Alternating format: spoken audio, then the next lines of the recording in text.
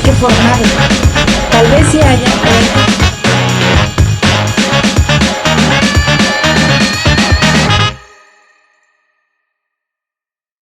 Infa, muy buenos días, bienvenida a esta casa editorial, ¿cómo estás? Muy bien, gracias, muchas gracias por la invitación. No, por favor, es un gusto recibirte aquí, es un gusto tener esta pequeña plática sobre cultura, sobre arte.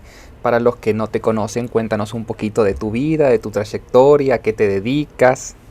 Bueno, soy una pintora originaria del estado de Veracruz, de Misantla, Veracruz, un pueblo en el centro del estado. Okay.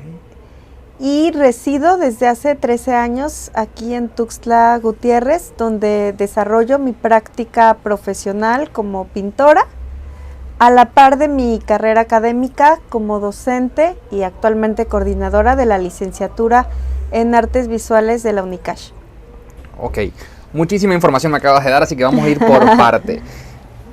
Vamos a empezar desde el inicio. ¿De dónde empieza este entusiasmo por el arte?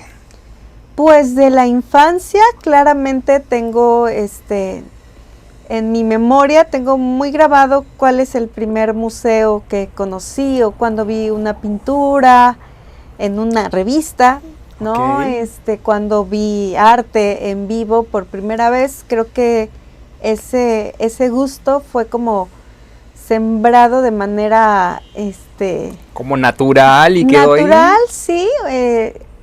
Y que permaneció como en mi interés por la literatura cuando era muy pequeña, por la ilustración de los libros, de los cuentos, y también pues en prácticas autodidactas, ¿no? Como de escribir y dibujar por mi propia cuenta, que fue como me desarrollé inicialmente, porque en mi pequeña ciudad pues no había como un espacio formal para la formación de las artes. Uh-huh. Sin embargo, me mantuve siempre teniendo alguna actividad relacionada con eso.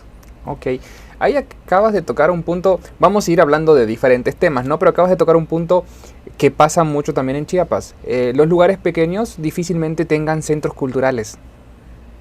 Y en los lugares pequeños radica, diríamos, como la esencia o la raíz de lo que venimos arrastrando durante todos estos años, ¿no? Y lo que nos identifica. Sí, totalmente. Chiapas, como Veracruz, pues poseen una riqueza cultural inmensa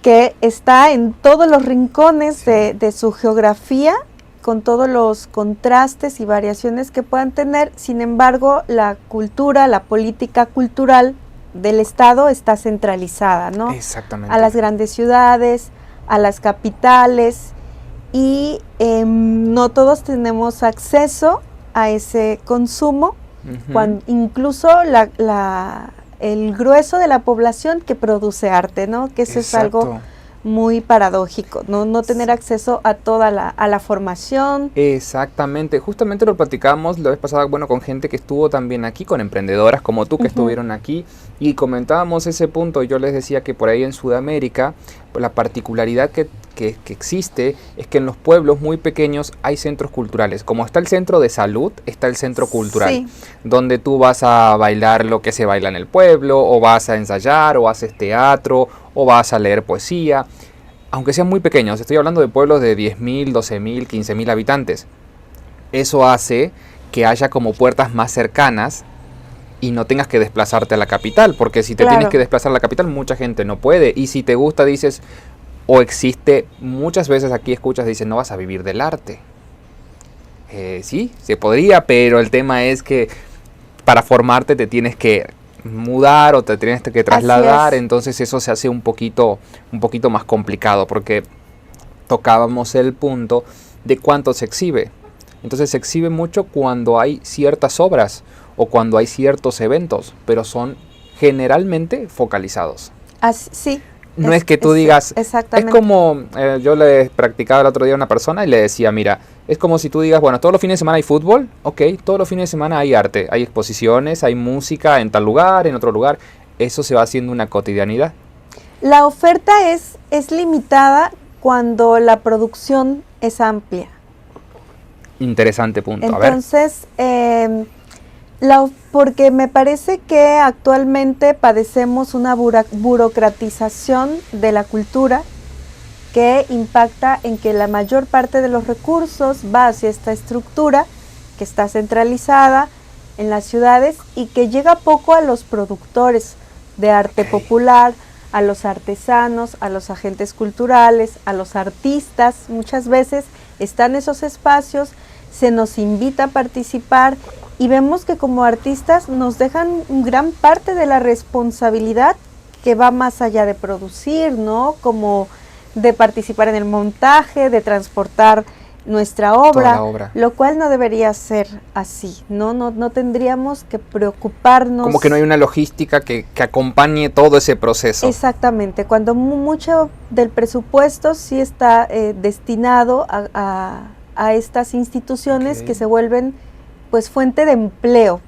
para burócratas y no específicamente instituciones que realmente promuevan, divulguen y hagan extensión las actividades como tal con el arte y la cultura que se genera. Ok. En este punto tú eres, creo que totalmente afortunada, por además tu trayectoria lo hace también así. Nos contabas hace un ratito que estás presentando en 3 lugares diferentes. Así es. A ver, cuéntanos un poquito. En este mes tengo ese privilegio y ese compromiso en el que me metí. Estaba un poco arrepentida, un poco abrumada al final. Tengo una exposición individual en la ciudad de San Cristóbal de las Casas, en la galería en Hidalgo número 3, en el mero corazón de San Cristóbal. Sí, perfecto. Una exposición individual que hice como beneficiaria del programa de estímulo a la creación por el estado de Veracruz. Y en ese, que es un programa que apoya la creación, me parece que uno de esos programas exitosos que llegan a estimular realmente que se produzca arte. Entonces estoy mostrando los resultados de mi participación en este programa. La exposición se inauguró el 27 de noviembre y estará hasta el 26 de enero. Ok, así que para que todos los que quieran ir a ver, también pueden comprar obras tuyas ahí. Así es, claro que sí. Perfecto. Del 8 al 15 de enero en la galería del Centro Cultural Universitario del edificio de Rectoría Bicentenario de la UNICASH. Participo con una muestra, una expoventa de fin de año de alumnos y docentes de la licenciatura en Artes Visuales de la UNICASH. Perfecto. ¿Eso ahora me dices en diciembre? Así es. Ok, perfecto. Así es. Hasta enero también. Esto empezó hoy. Así es. Correcto. Bien. Y el día viernes, viernes 10, ajá. Viernes 10, inauguramos una muestra colectiva de mujeres titulada Formas de Ver, con la que participo con otras compañeras artistas en Chiapas, en la galería del Centro Cultural Corazón Borrás, la antigua Casa de Gobierno del estado de Chiapas. Sí. Y también tendrá una permanencia de un mes. O sea, diciembre tiene mucha oferta cultural y yo participo en estas tres muestras. Mira, ahí acabas de dar otro punto importante. La oferta cultural que existe, que es mucha, en muchas ocasiones. Bueno, ahora tuvimos lamentablemente y tenemos todavía el tema de la pandemia, pero muchas veces la gente no sabe de las actividades y por ahí creo que tiene mucho que ver en dónde radica de la forma en que nos estamos comunicando y que estamos haciendo la comunicación cultural. ¿Por qué? Porque lo que le comentaba el otro día también a artesanos y demás, digo, la oferta es muchísima y la demanda también es muchísima, pero normalmente no sabes. Hay porque son círculos muy cerrados, entonces esos círculos se mueven, entonces tú tienes un día que te va muy bien, donde hay mucha gente y tienes 5 días que está semi vacío. Pero cuando te preguntas y te dicen, ¿por qué no fuiste? Le digo, ¿desde cuándo? ¿Y dónde decía? ¿O dónde avisar? Entonces, es como que por ahí, no sé si coincidimos, pero creo que ahí hay un tema de comunicación a nivel general, no solamente de los artesanos, de los artistas, de las exposiciones, lugares para exponer. Creo que hoy hay bastantes. Sí, los mucho hay. más que hace un par de 10 años, tal vez. Y eso es bueno. Pero por ahí como que si no es en ciertos lugares que va mucha gente, como que pasan. Creo que desafortunadamente el gremio artístico somos un gremio fragmentado, ya sea por cuestiones disciplinares, sea por cuestiones políticas, geográficas. Claro. Por muchas razones estamos fragmentados, y también persiste la idea de que ciertos espacios o cierto tipo de arte es para un público específico o especializado. Ahí acabamos de darle el otro punto, vamos ahí. Muchas veces está el estigma, vamos a decirle, de que el arte, la cultura o ciertos espectáculos, ir a escuchar una orquesta y demás, es de una clase. Así es. Y eso creo que tenemos que erradicarlo rápidamente, porque ahí está, creo que la esencia de todo, el poder distinguir la música, el poder distinguir quién pinta en óleo, quién pinta en fresco, quién pinta, poder meter esos pequeños detallecitos que además te permiten conocer otras estructuras. Claro, la apreciación no exige como una primer condición que seamos expertos. Exactamente. No tenemos que ser expertos en un compositor o en una estructura sinfónica para apreciar la música, para sentirnos motivados, ¿no? Tal cual. Y en ese sentido, la mejor forma de aprender pues no es leyendo o navegando en Wikipedia, es asistiendo a un concierto, a una exposición. Bueno, y entonces, ¿por dónde crees que sería como lo ideal para empezar a aportar ese granito de arena para que eso se haga más conocido? Por ejemplo, en este caso, como que hay 3 exposiciones prácticamente que van a estar todo el mes. Sí. Y que por ahí yo me estoy enterando ahora, estando en un medio de comunicación. Sí. Creo que también los medios de comunicación descuidaron o han descuidado por un tiempo la cultura como un generador de información o de conocimiento. No, eso es muy interesante. Desde ya nuestro compromiso para retomar esa parte, porque yo se lo explicaba muchas veces, lo he platicado muchas veces, que a veces voy a ciertas exposiciones y sinceramente no entiendo absolutamente nada, pero voy por el gusto de aprender algo diferente. Así es. Entonces, y los artistas o quienes estamos en la cultura nos hemos visto en la necesidad y también aprovechar las circunstancias de los medios digitales, de las redes sociales, para hacer la propia divulgación de lo que hacemos, ¿no? Estamos mudándonos hacia allá. Obviamente es otro tipo de público, ¿no? Pues mi padre o mi abuela esperan saber de las noticias en el noticiero, de la televisión, y quizá y acabas de dar en el punto. ¿Por qué? Porque en definitiva también el mismo público está fragmentado. Entonces, al estar tan fragmentado, las redes sociales hoy son un muy buen uso, dan mucha información, para bien o para mal. Lamentablemente por ahí en el sur de nuestro país están como mal usadas. Sí. Entonces tenemos 2 problemas, la fake news, la famosa fake news, y el otro gran problema que está muy fragmentado para un rango entre los 18, 20, 30 y 32. Y normalmente el que va a la exposición, o el que quiere ir a escuchar jazz, o el que quiere ir a ver unas pinturas de Noé, por ejemplo, y demás, tiene más de 35. Exacto. Entonces, no están las redes sociales, ya no lo publican generalmente en la televisión como tal, a todas estas exposiciones, entonces quedas en el limbo. Si te enteraste de casualidad que alguien te contó, asistes. Y si no, ya te enteraste después que ya pasó. Sí, creo que hay una necesidad muy grande como de establecer lazos, ¿no? De vincularnos entre diferentes áreas. Claro. Para llegar a más público también, y que sea mejor aprovechada la oferta que existe actualmente. Ahora, pues por las condiciones de la pandemia, nosotros somos un área privilegiada, pudimos producir en las condiciones de encierro y ahora hay como mucho material para mucho sacar, material exacto. que estuvo ahí enlatado, ¿no? Y que hay esta necesidad de que salga, de que sea visto. Entonces son espacios que hay que aprovechar.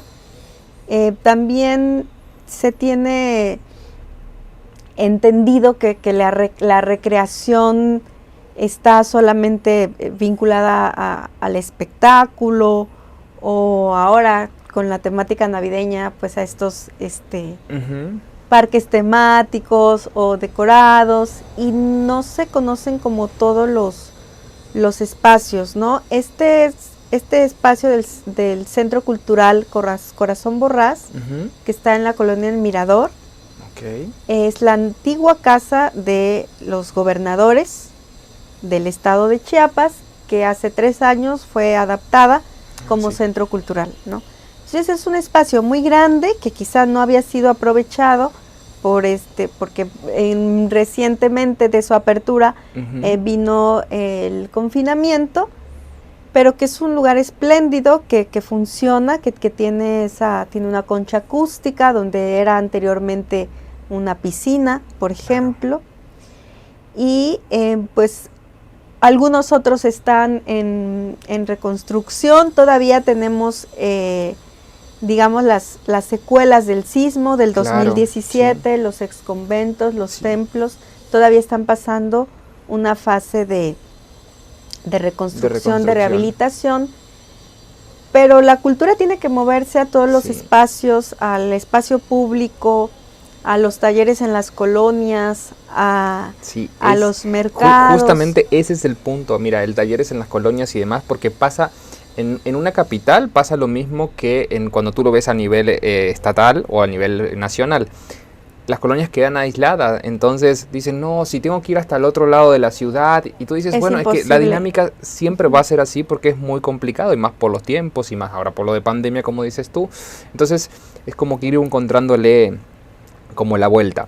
El centro cultural hoy lo pueden visitar de qué día a qué día, está abierto siempre. Sí, los centros culturales abren de lunes a sábado. Ok. ¿No? Y tienen un horario entre 10 y 6 de la tarde. De lunes a sábado, es decir que los domingos están cerrados. No, de martes. De martes a domingo, y los lunes están cerrados, perfecto. Los lunes están cerrados, los centros culturales están abiertos los fines de semana, ¿sí? Tienen acceso gratuito. Eso te iba a preguntar. Normalmente en la mayoría de los lugares, los centros culturales son por lo menos con cuota de recuperación, 50 pesos, 100 pesos, 150. Bueno, ni hablar de museos o algo, que eso ya es otro. Bueno, los museos sí tienen una cuota, siempre hay descuentos para adultos mayores, para estudiantes. Ajá. Son simbólicas, te diría. Exactamente. En comparación a lo que sale afuera, ir a un museo. Ir al cine. Bueno, ahí está el tema, ¿no? Sí. Yo escuchaba la euforia de estos días de que estaban vendidas las entradas para la premier de no sé qué película, y yo digo, qué interesante, y hay como, no sé, 50 obras en estos momentos el fin de semana pasado en Tuxtla, y seguramente no van a tener la cantidad de gente que va a ver la próxima semana haciendo cola en los cines para ir a ver la película. No es que esté mal, pero lo que volvemos, el segmento del público que mueve masas hoy está entre los 14 y los 25 años.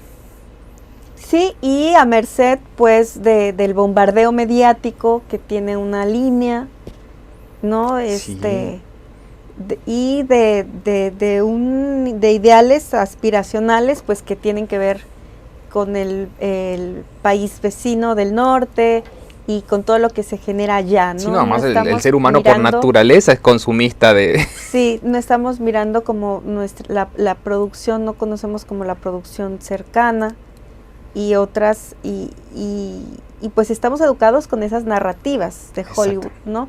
Entonces, quizá acercarnos a estos espacios del teatro, de los centros independientes, pues también nos ofrece eso, ampliar la mirada hacia otros discursos. Mira, fundamental. Yo desde ahora, y aquí en cámara nos vamos a comprometer, todos los viernes o todos los jueves yo les voy a ofrecer un espacio de media plana a todas las actividades que estén haciendo a nivel cultural que quieran expresarlo. Es decir, aquí van a tener el espacio, solamente me mandan la información y aquí será publicado para que todos los que les interese puedan ver y checar. ¿Por qué? Porque en definitiva, como dices, hay ciertas costumbres como la de checar el periódico o hacer ciertas cosas o de revisar o de ir y decir, bueno, yo sé que acá voy a encontrar una cartelera cultural grande, chica, pequeña, no importa, pero saber que ahí puedes encontrarlo.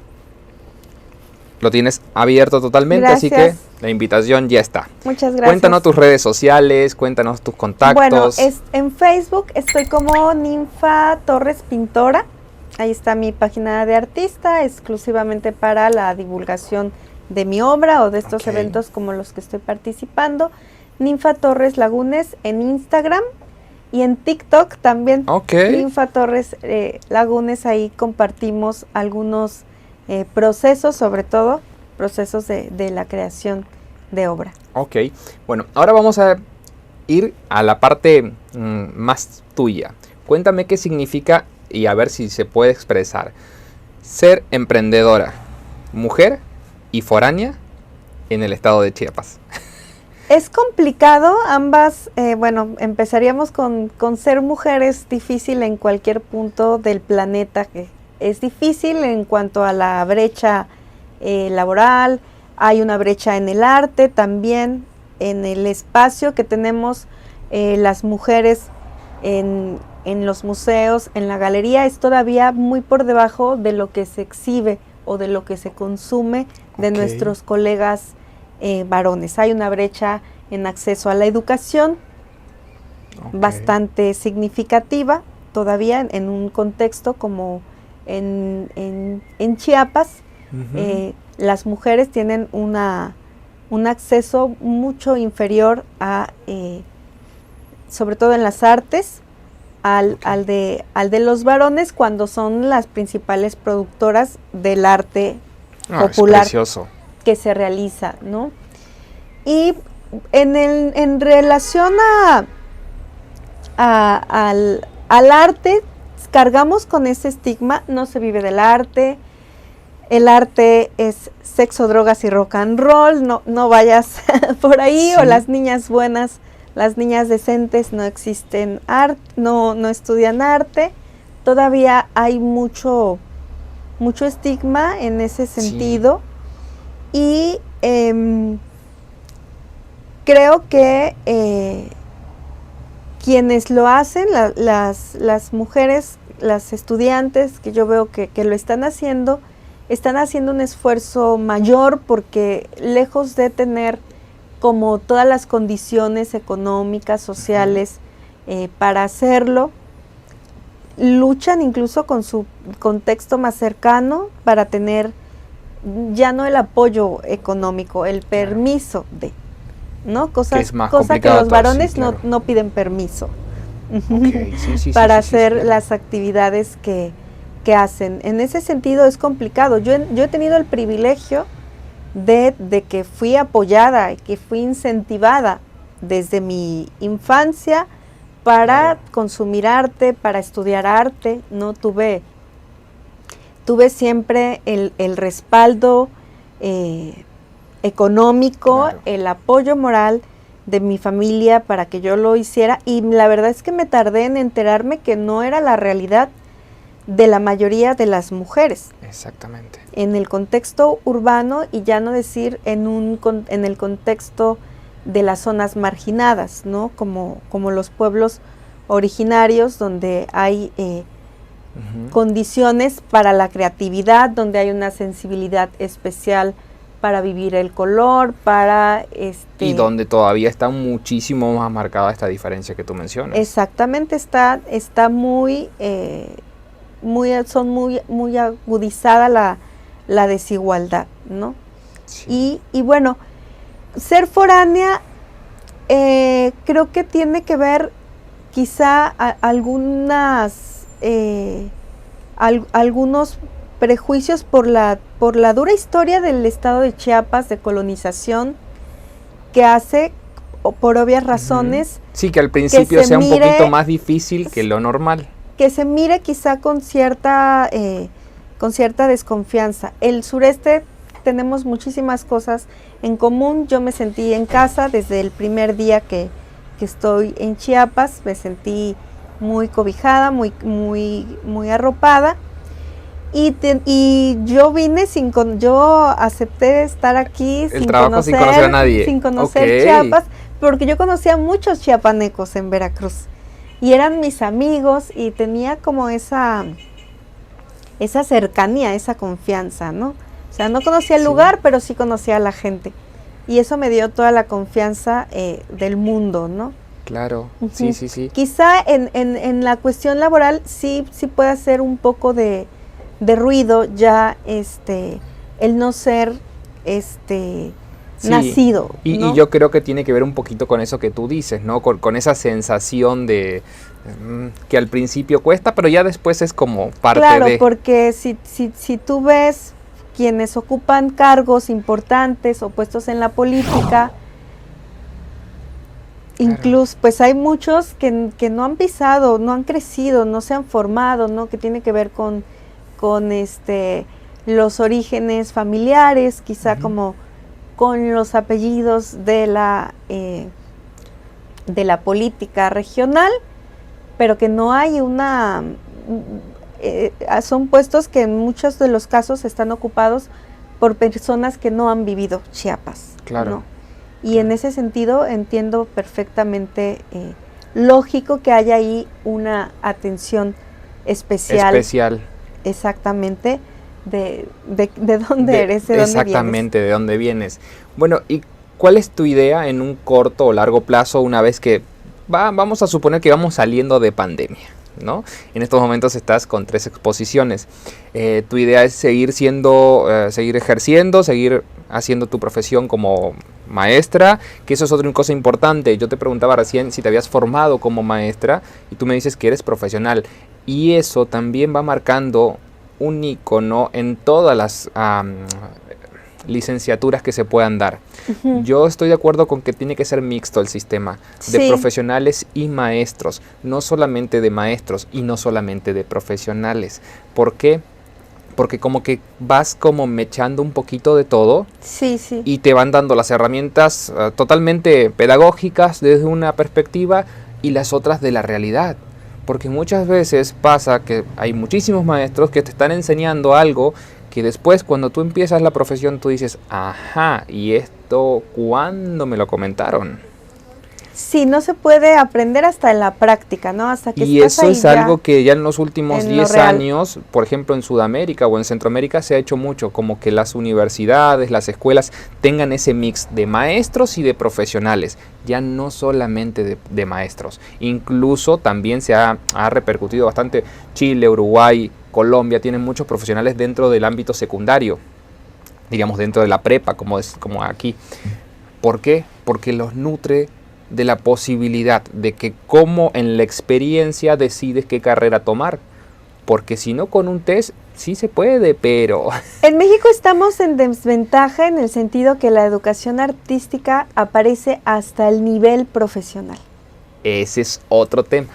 Ese es un detalle bien complicado, ¿no? A diferencia de otros países que la tienen integrada en la currícula desde un nivel básico. Sí. Y creo que ese es el pendiente que tiene la educación en México. Obviamente yo me formé en la cuestión educativa sobre la marcha, ¿no?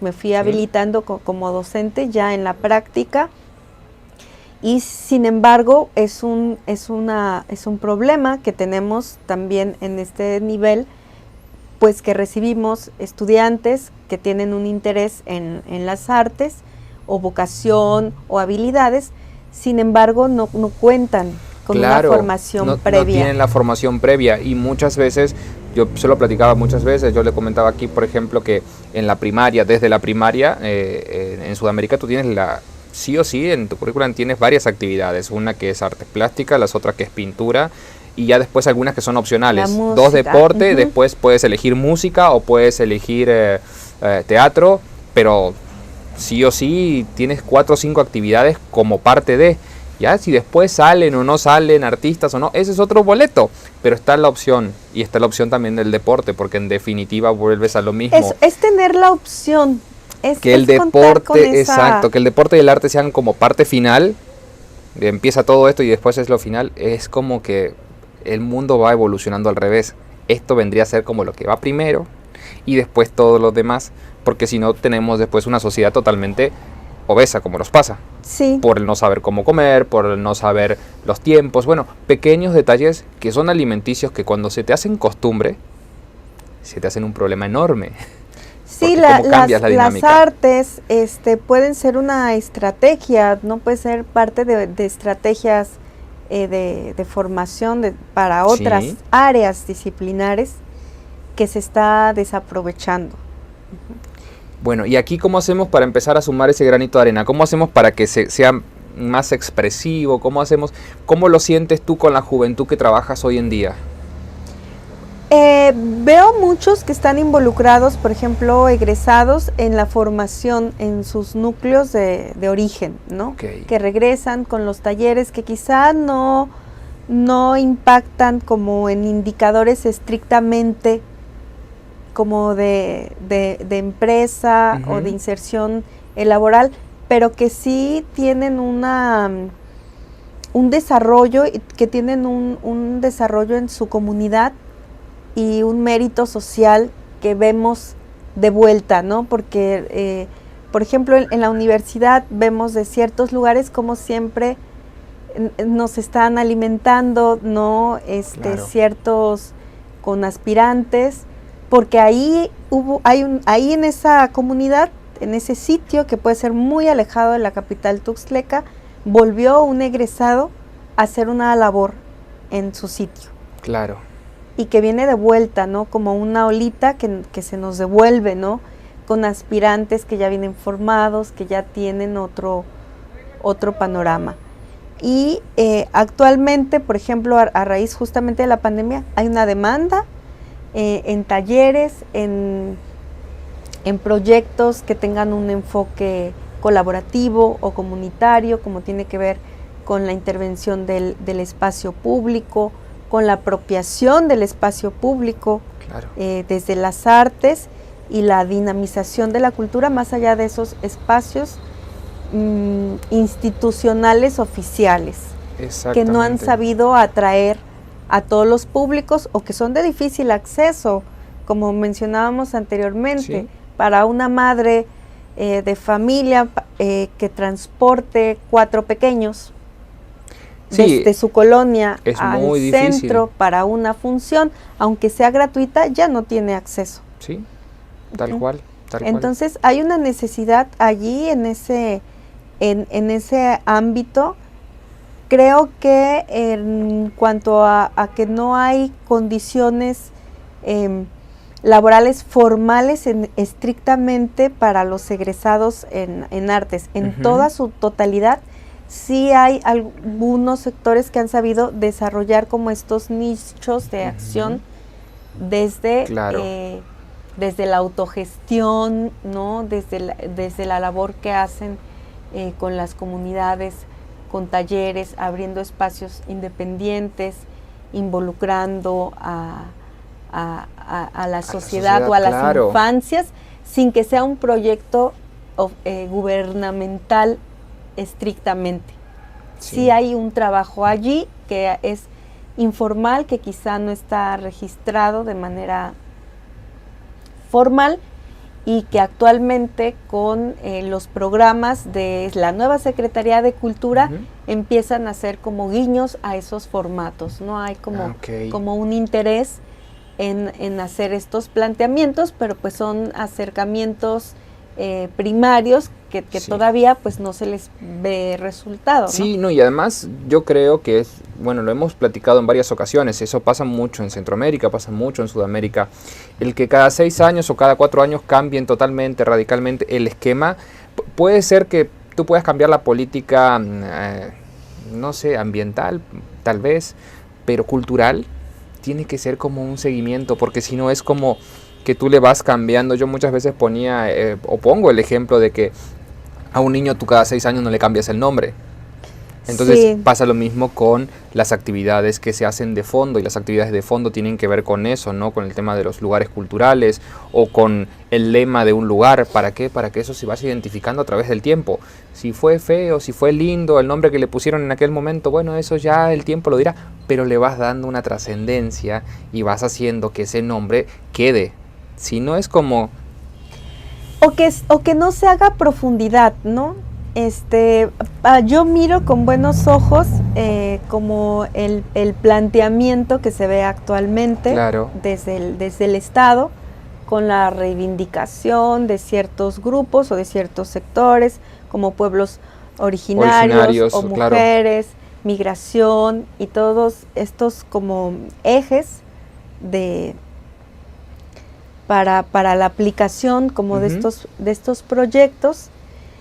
Sin embargo, el riesgo que se corre es que tener un montón de proyectos bautizados solamente como estrategia, Claro. con estos apellidos, Sí. y que en esencia no No, y lo que sean, tal vez ¿no? en 3 años ya no estén. Entonces, por ahí creo que ese tema afecta mucho más a la cultura que a otras partes, diríamos, de la sociedad. Que ¿Por se qué? vean como una moda solamente de forma superficial, sino y que no haya un compromiso serio Ujú. de todos los actores Sí. de estos procesos a hacer un trabajo profundo, ¿no? Sí, no, de tal raíz. cual, tal cual. Es que hay muchas cosas que son muy importantes, y como por ejemplo el tema de los pueblos originarios, que es muy interesante rescatarlos, que es muy interesante es muy interesante darles contención, es muy interesante darles contexto y mostrarle que tranquilamente pueden mostrar su cultura, su arte, su esencia,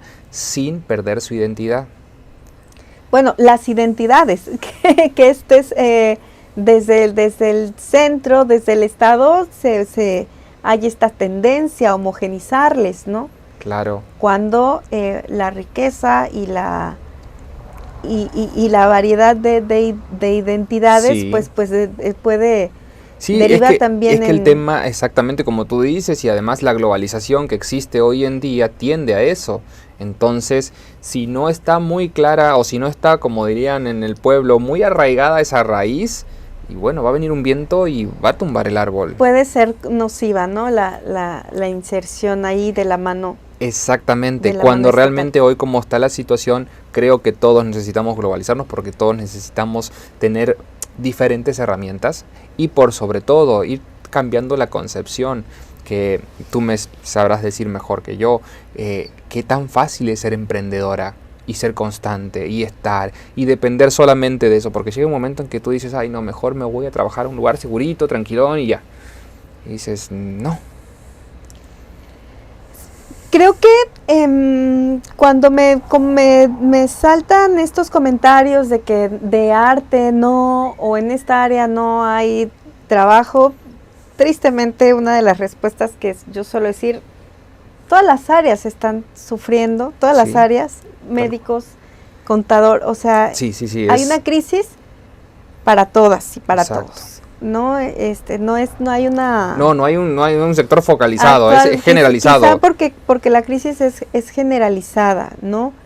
Y es complicado como mantenerse, persistir en una línea o en un interés creativo si no tienes el refri lleno, si no tienes tus necesidades básicas cubiertas, ¿no? O inspirarte en una novela o en un libro si no tienes un alquiler resuelto, si no tienes una vivienda. Yo hablo desde el privilegio en ese sentido de estar como en sitios que me han dado estabilidad. Y te ha permitido, claro. No, es que yo cuando dices eso recuerdo hace 2 años, o hace 3 años, o hace 6 años, o hace 12 años, y digo, bueno, ahí había cines en los parques y demás, bueno, justo coincidía que eran elecciones, o justo coincidían, pero esas pequeñas cosas, como tú dices, son lo que hace que la gente se pueda acercar a estos lugares culturales, y de cierta manera le podamos dar a los infantes, o a la infancia chiapaneca, un contexto, algo que te diga, bueno, mira, sí puedo ver Spider-Man, Pero no pasa también, nada. pero Claro, que haya también opciones. voy a ver el documental que habla sobre el medio ambiente, sobre las riquezas chiapanecas, sobre lo que es el sur, sobre lo que es nuestra historia, sobre lo que significa, sobre lo que podemos influir, sobre lo que nos influyeron y lo que queremos ser, que en definitiva es de todo un poco, pero si tienes la posibilidad de tenerlo, como dices, cerca, si está lejos, es muy difícil. Los artistas somos muy fáciles como de entusiasmar por todo tipo de proyectos que no tengan incluso una remuneración, ¿no? Y yo muchas veces me he visto rebasada porque dije muchas veces sí, porque me late, porque me entusiasma, porque tiene pero tenemos que cubrir la otra parte, ¿no? Creo que es complicado mantener el equilibrio. Exacto. En hacer el arte por amor al arte, en lo que nos gusta y en esforzarse en hacer proyectos que te den sustento. Tiene que ser en conjunto. Infa, gracias por tu tiempo, gracias por todo lo que nos has contado. Esperamos verte pronto por aquí de nuevo. Reitero, todo jueves y viernes que tú gustes o que tengan una cartera ahí en el tema cultural y demás, las puertas de esta casa editorial quedan abiertas para la publicación tanto digital como impresa. ¿Algo que te hubiese gustado que te pregunte y quedó en el tintero, que nos olvidamos por ahí? Nada, pues invitar a toda la audiencia, los lectores, a que se acerquen a los espacios culturales, a que asistan a las exposiciones, a las instituciones educativas, a la oferta que tengan en relación con las artes, para pues que tengan esta oportunidad, como dice la recientemente fallecida Almudena Grandes, de vivir otras vidas a partir del consumo cultural, ¿no? de una exposición, de una obra, de un concierto. Y esa es la invitación. Seguramente que en este espacio habrá muchos proyectos por divulgar a futuro. Trataremos de estar ahí. Un gusto, gracias por tu tiempo y nos vemos pronto. Gracias. Que estés muy bien.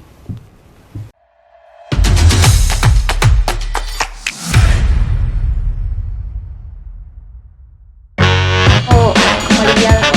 Tabasco y Chiapas.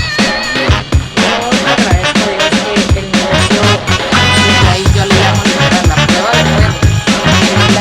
El compañerismo se va después. Sí, hay que formarlo. Tal vez sí haya